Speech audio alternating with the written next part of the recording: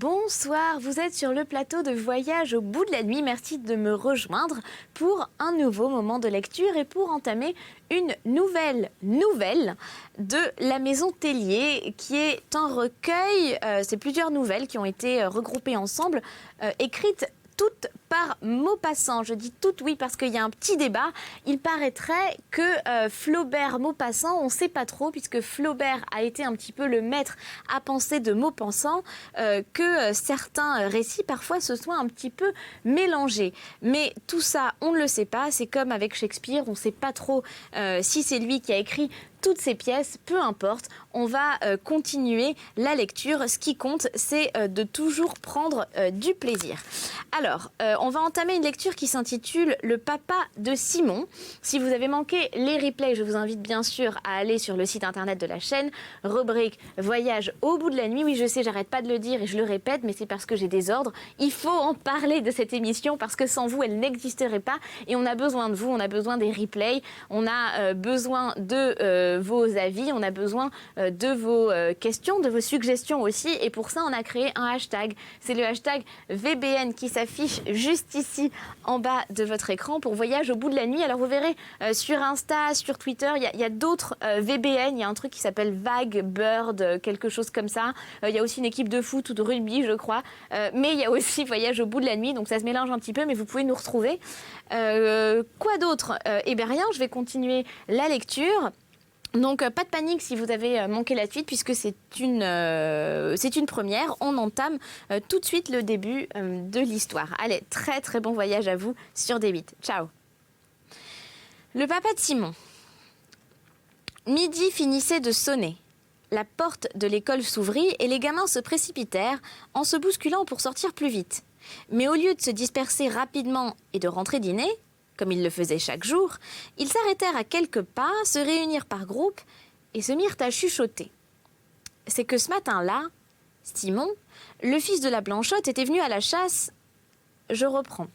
C'est que ce matin-là, Simon, le fils de la Blanchotte, était venu à la classe pour la première fois. C'est pas pareil. Tous avaient entendu parler de la Blanchotte dans leur famille.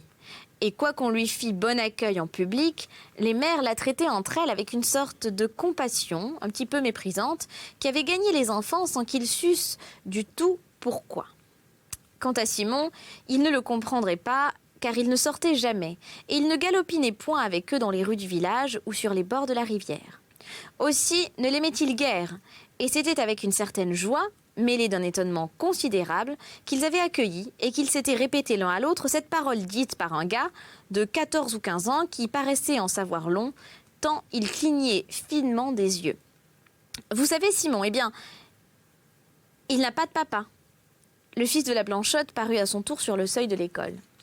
Il avait 7 ou 8 ans. Il était un peu pâlot, très propre, avec l'air timide, presque gauche. Il s'en retournait chez sa mère quand les groupes de ses camarades, chuchotant toujours et le regardant avec les yeux malins et cruels des enfants qui méditent un mauvais coup, l'entourèrent peu à peu et finirent par l'enfermer tout à fait. Il restait là, planté au milieu d'eux et surpris et embarrassé, sans comprendre ce qu'on allait lui faire. Mais le gars qui avait apporté la nouvelle, enorgueilli du succès obtenu déjà, lui demanda « Comment t'appelles-tu, toi ?» Il répondit « Simon. »« Simon quoi ?» reprit l'autre. L'enfant répéta tout confus « Simon !» Le gars lui cria « On s'appelle Simon quelque chose !»« C'est pas un nom, ça, Simon !» Et lui, prêt à pleurer, répondit pour la 3e fois « Je m'appelle Simon !» Attendez, je regarde parce que je vois une note un petit peu longue. Ah, alors je vais quand même vous le lire parce que... Ah, ça a l'air pas mal. Alors, il faut lire, je vous lis la note. Il faut lire Le papa de Simon, donc c'est le titre de la nouvelle, comme un conte de ceux qu'on destine aux enfants et qui les émerveillent, où se succèdent les images saintes de la Troisième République, les enfants de l'école, galopins du village dans leurs petites blouses, batailleurs et cruels, qui soulèvent aussitôt le souvenir. Je vous lis pas tout parce que c'est long, mais comme le petit chaperon rouge traversant le village pour se rendre dans la forêt, passe devant la maison du cordonnier, du menuisier, du bûcheron, d'où sortent à chaque fois les coups répétés de la hache et du marteau, le petit Simon trouve dans la forge du village, à la lueur rouge d'un foyer formidable, parmi les forgerons, la figure admirable d'un père. Voilà, c'était la petite note. Je pense que c'était important de vous la lire puisque elle fait quand même la moitié de la page et que ça nous permet de mieux comprendre la nouvelle. Donc je reprends un tout petit peu plus haut quand on demande au petit garçon comment il s'appelle et qu'il répond pour la 3e fois « Je m'appelle Simon ». Les galopins se mirent à rire. Le gars triomphant éleva la voix. « Vous voyez bien qu'il n'a pas de papa ?» Un grand silence se fit. Les enfants étaient stupéfaits par cette chose extraordinaire. Impossible, monstrueuse. Un garçon qui n'a pas de papa. Ils le regardaient comme un phénomène, un être hors de la nature, et ils sentaient grandir en eux ce mépris inexpliqué jusque-là de leur mère pour la blanchotte. Quant à Simon, il s'était appuyé contre un arbre pour pas tomber. Il restait comme atterré par un désastre irréparable. Il cherchait à s'expliquer, mais il ne pouvait rien trouver pour leur répondre et démentir cette chose affreuse qu'il n'avait pas de papa. Enfin, livide, il leur cria à tout hasard « Si, j'en ai un !» Quant à Simon, il s'était appuyé contre un arbre pour ne pas tomber, et il restait comme atterré par un désastre irréparable. Il cherchait à s'expliquer, mais il ne pouvait rien trouver pour leur répondre. Et démentir cette chose affreuse qu'il n'avait pas de papa. Enfin, livide, il leur cria à tout hasard « Si !»« Où est-il » Simon se tut. Il ne savait pas. Les enfants riaient, très excités, et ces fils des champs, plus proches des bêtes, éprouvaient ce besoin cruel qui pousse les poules d'une basse-cour à achever l'une d'entre elles aussitôt qu'elle est blessée. Simon avisa tout à coup un petit voisin, le fils d'une veuve, qu'il avait toujours vu comme lui-même, tout seul avec sa mère. « Et toi non plus, t'as pas de papa ?»« Si, répondit l'autre, j'en ai un. Où est-il ?»« Il est mort, déclara l'enfant avec une fierté superbe. Il est au cimetière, mon papa. Un murmure d'approbation courut parmi les garnements, comme si ce fait d'avoir son père mort au cimetière eût grandi leurs camarades pour écraser cet autre qui n'en avait point du tout. Et ces polissons, dont les pères étaient pour la plupart méchants, ivrognes, voleurs et durs à leurs femmes, j'aime bien les caricatures, se bousculaient en se serrant de plus en plus comme si eux, légitimes, eussent voulu étouffer dans une pression celui qui était hors la loi.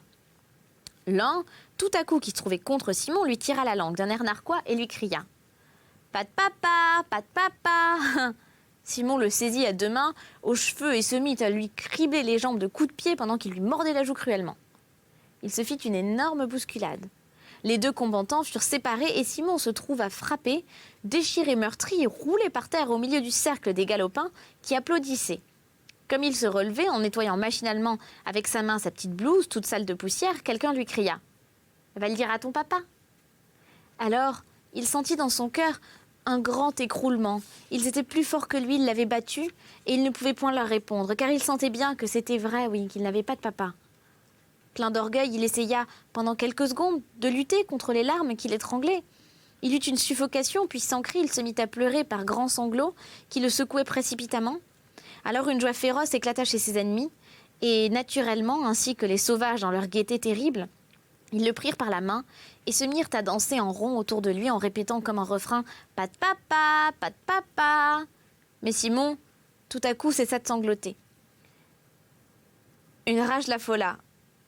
Il y avait des pierres sous ses pieds, il les ramassa et de toutes ses forces les lança contre ses bourreaux. 2 ou 3 furent atteints et se sauvèrent en criant. Et ils avaient l'air tellement formidables qu'une panique eut lieu parmi les autres. Lâches, comme il l'est toujours dans la foule, devant un homme exaspéré, ils se débandèrent et s'enfuirent.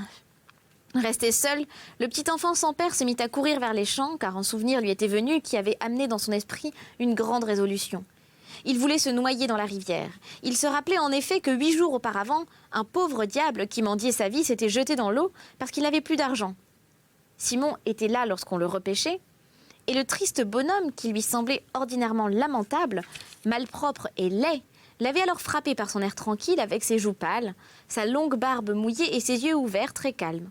On avait dit alentour « Il est mort ». Quelqu'un avait ajouté « Il est bien heureux maintenant ». Et Simon voulait aussi se noyer parce qu'il n'avait pas de père, comme ce misérable qui n'avait pas d'argent.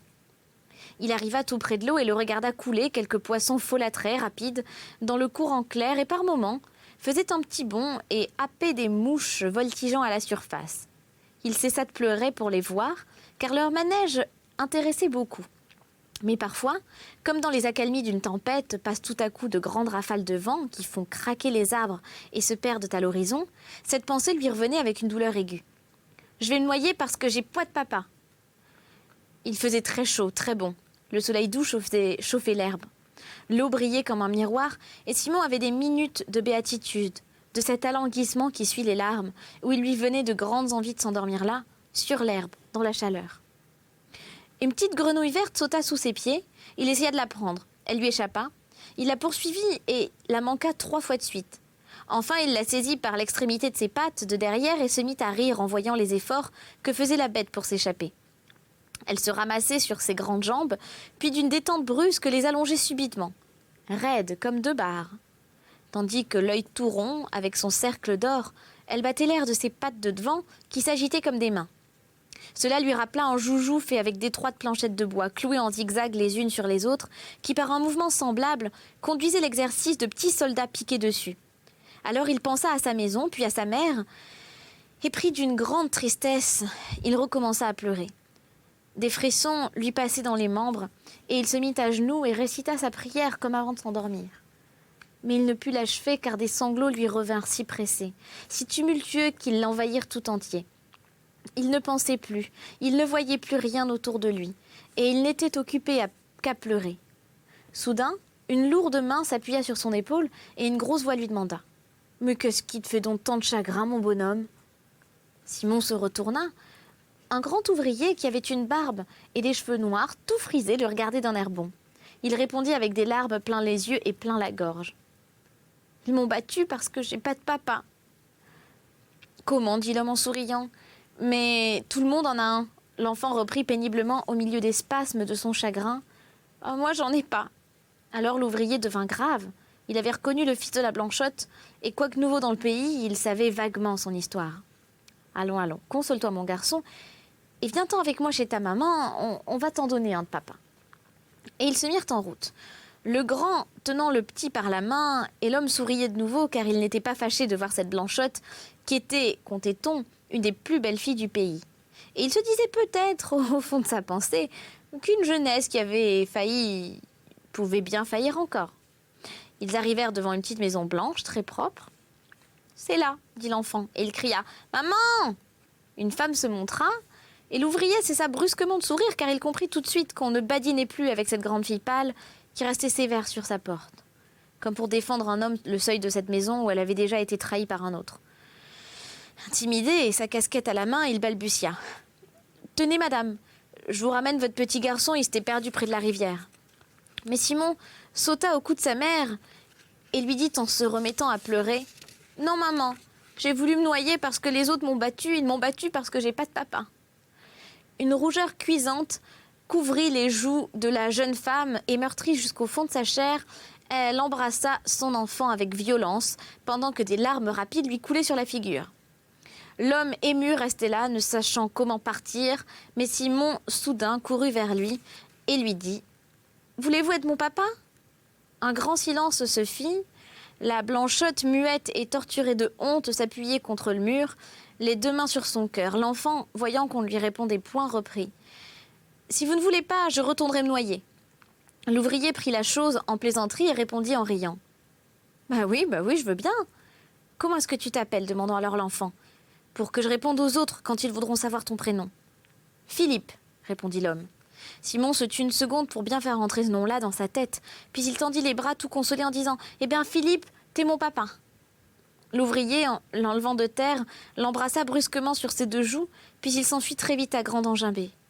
Quand l'enfant entra dans l'école le lendemain, un rire méchant l'accueillit, et à sa sortie, lorsque le gars voulut recommencer, Simon lui jeta ces mots à la tête comme il aurait fait d'une pierre. « Il s'appelle Philippe, mon papa. » Des hurlements de joie jaillirent de tous côtés. « Philippe qui? Philippe quoi? Qu'est-ce que c'est que ça, Philippe? Tu l'as pris où, ton Philippe ?» Simon répondit rien, et inébranlable dans sa foi, il les défiait de l'œil, prêt à se laisser martyriser plutôt que de fuir devant eux.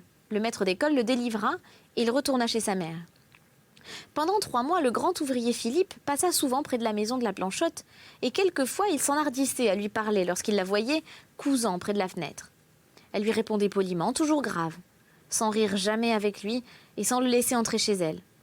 Cependant, un peu fat comme tous les hommes, il s'imagina qu'elle était souvent plus rouge que de coutume lorsqu'elle causait avec lui. Mais une réputation tombée est si pénible à refaire et demeure toujours si fragile que malgré la réserve ombrageuse de la Blanchotte, on jasait déjà dans le pays. Quant à Simon, il aimait beaucoup son nouveau papa et se promenait avec lui presque tous les soirs, la journée finie. Il allait assidûment à l'école et passait au milieu de ses camarades, fort digne, sans leur répondre jamais. Un jour pourtant, un gars qui l'avait attaqué, le premier lui dit « T'as menti, tu n'as pas un papa qui s'appelle Philippe. »« Ah bon, et pourquoi ça ?»« Parce que si t'en avais un, il serait le mari de ta maman. » Simon se troubla devant la justesse de ce raisonnement, néanmoins il répondit « Oui, mais c'est mon papa tout de même. »« Ça se peut bien, mais c'est pas ton papa tout à fait. » Le petit à la blanchotte courba la tête et s'en alla rêver du côté de la forge au Père Loison, où travaillait Philippe. Cette forge était comme ensevelie sous les arbres, il y faisait très sombre. Seule la lueur de rouge d'un foyer formidable éclairait par grands reflets 5 forgerons aux bras nus qui frappaient sur leurs enclumes avec un terrible fracas. Ils se tenaient debout, enflammés comme des démons, les yeux fixés sur le fer ardent qu'ils torturaient. Et leurs lourdes pensées montaient et retombaient avec leurs manteaux. Simon entra sans être vu et alla tout doucement tirer son ami par la manche. Celui-ci se retourna. Soudain, le travail s'interrompit et tous les hommes regardèrent très attentifs. Alors, au milieu de ce silence inaccoutumé, monta la petite voix frêle de Simon. « Dis donc, Philippe, le gars à la mi-chaude, là, qui m'a conté tout à l'heure que t'étais pas ton papa tout à fait. Pourquoi ça ?» demanda l'ouvrier. « Parce que t'es pas le mari de ma maman. » Personne ne rit. Philippe resta debout, appuyant son front sur le dos de ses grosses mains que supportait la manche de son marteau dressé sur l'enclume. Il rêvait. Ses 4 compagnons le regardaient et, tout petit entre ces géants, Simon, anxieux, attendait. Tout à coup, un des forgerons répondait à la pensée de tous, dit à Philippe. « C'est tout de même une bonne et brave fille que la Blanchotte, et vaillante et rangée malgré son malheur, et qui serait une digne femme pour un honnête homme. »« Ah, ça c'est vrai, » dirent les 3 autres. L'ouvrier continua. « Est-ce sa faute à cette fille si elle a failli ? On lui avait promis le mariage. Et j'en connais plus d'une qu'on respecte bien aujourd'hui et qui en ont fait tout autant. »« Ah ça, c'est vrai, » répondirent les 3 hommes. Il reprit. « Est-ce qu'elle a peiné la pauvre pour élever son gars toute seule ? Est-ce qu'elle a pleuré depuis qu'elle ne sort plus que pour aller à l'église ? Il n'y a que le bon Dieu qui le sait. »« Ah, ça c'est bien vrai encore, » dirent les hommes en chœur. Alors, on n'entendit plus que le soufflet qui activait le sol du foyer. Philippe brusquement se pencha vers Simon. « Eh bien, va lui dire à ta maman que j'irai lui parler ce soir. » Puis il poussa l'enfant dehors par les épaules. Il revint à son travail et d'un seul coup, les 5 marteaux retombèrent ensemble sur les enclumes. Ils battirent ainsi le fer jusqu'à la nuit, forts, puissants, joyeux comme des marteaux satisfaits. Mais de même que le bourdon d'une cathédrale résonne dans les jours de fête au-dessus du tintement des autres cloches, ainsi le marteau de Philippe, dominant le fracas des autres, s'abattait de seconde en seconde, avec un vacarme assourdissant, et lui, l'œil allumé, forgeait passionnément, debout dans les étincelles. Le ciel était plein d'étoiles quand il vint frapper à la porte de la Blanchotte. Il avait sa blouse des dimanches, une chemise fraîche et la barbe faite. La jeune femme se montra sur le seuil et lui dit d'un air peiné. « C'est mal de venir ainsi à la nuit tombée, monsieur Philippe. » Il voulut répondre. Elle reprit. « Vous comprenez bien pourtant qu'il ne faut plus qu'on parle de moi. » Il lui dit tout à coup. « Qu'est-ce que ça fait, si vous voulez être ma femme ?» Aucune voix ne lui répondit, mais il crut entendre dans l'ombre de la chambre le bruit d'un corps qui s'affaissait. Il entra bien vite, et Simon, qui était couché dans son lit, distingua le son d'un baiser et quelques mots que sa mère murmurait bien bas. Puis tout à coup, il se sentit enlevé dans des mains de son ami, et celui-ci, le tenant au bout de ses bras d'Hercule, lui cria « Tu leur diras à tes camarades que ton papa, c'est Philippe Rémy, le forgeron, et qu'il ira tirer les oreilles à tous ceux qui te feront du mal. » Le lendemain, comme l'école était pleine et que la classe allait commencer, le petit Simon se leva tout pâle et les lèvres tremblantes. « Mon papa, dit-il d'une voix claire, c'est Philippe Rémy, le forgeron, et il a promis qu'il tirerait les oreilles à tous ceux qui me feraient du mal. » Cette fois, personne ne rit plus car on le connaissait bien, ce Philippe Rémy, le forgeron, et c'était un papa celui-là, dont tout le monde eût été fier. Et c'était une bien jolie nouvelle, un très joli conte qu'on vient de terminer. Je profite pour faire une petite pause, pour boire une petite gorgée d'eau, avant d'entamer une partie de campagne. C'est le titre de la prochaine nouvelle. Alors, il faut que je fasse ça pour ne pas faire de pub. Même si tout le monde a bien évidemment reconnu la marque. Alors, bon, ceci dit, il ne reste pas longtemps. Hop, ce canapé regorge de cachettes secrètes. Allez, c'est parti. Alors, on entame du coup une nouvelle qui s'intitule « Une partie de campagne ». On avait projeté depuis 5 mois d'aller déjeuner aux environs de Paris le jour de la fête de Madame Dufour qui s'appelait Pétronille. Heureusement, plus personne ne s'appelle comme ça aujourd'hui. Pardon si j'ai offensé des Pétronilles qui nous regardent. Aussi, comme on avait attendu cette partie impatiemment, s'était-on levé de fort bonne heure ce matin-là. Monsieur Dufour, ayant emprunté la voiture du laitier, conduisait lui-même. La carriole, à 2 roues, était fort propre. Elle avait un toit supporté par 4 montants de fer où s'attachaient des rideaux qu'on avait relevés pour voir le paysage. Celui de derrière, seul, flottait au vent, comme un drapeau. La femme à côté de son époux s'épanouissait dans une robe de soie cerise extraordinaire. Ensuite, sur 2 chaises, se tenaient une vieille grand-mère et une jeune fille. On apercevait encore la chevelure jaune d'un garçon qui, faute de siège, s'était étendu tout au fond et dont la seule tête apparaissait. Après avoir suivi l'avenue des Champs-Élysées et franchi les fortifications à la porte Maillot, on s'était mis à regarder la contrée. En arrivant au pont de Neuilly, M. Dufour avait dit « Voici la campagne, enfin !» Et sa femme, à ce signal, s'était attendrie sur la nature.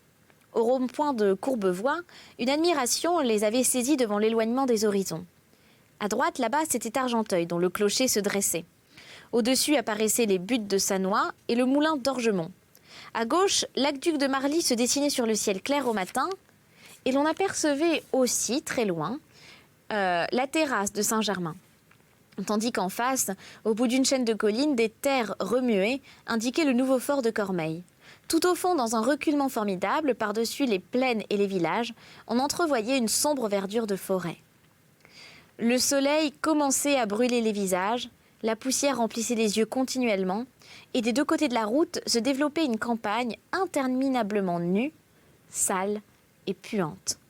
On eût dit qu'une lèpre l'avait ravagée, qui rongeait jusqu'aux maisons, car des squelettes de bâtiments défoncés et abandonnés, ou bien des petites cabanes inachevées, faute de paiement aux entrepreneurs, tendaient leurs 4 murs sans toit. De loin en loin, poussaient dans le sol stérile de longues cheminées de fabriques.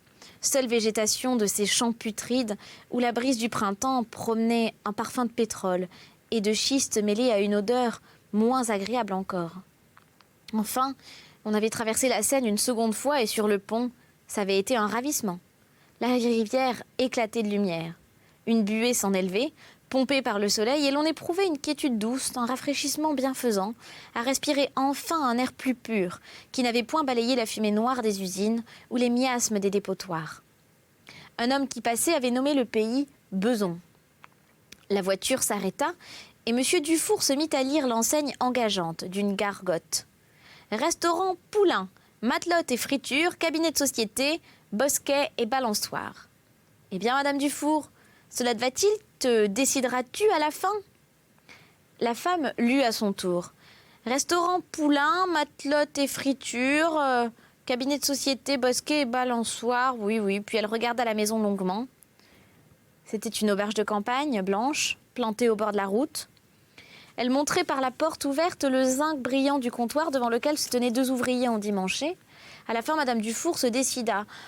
Oui, c'est bien, dit-elle. Et puis il y a de la vue, hein.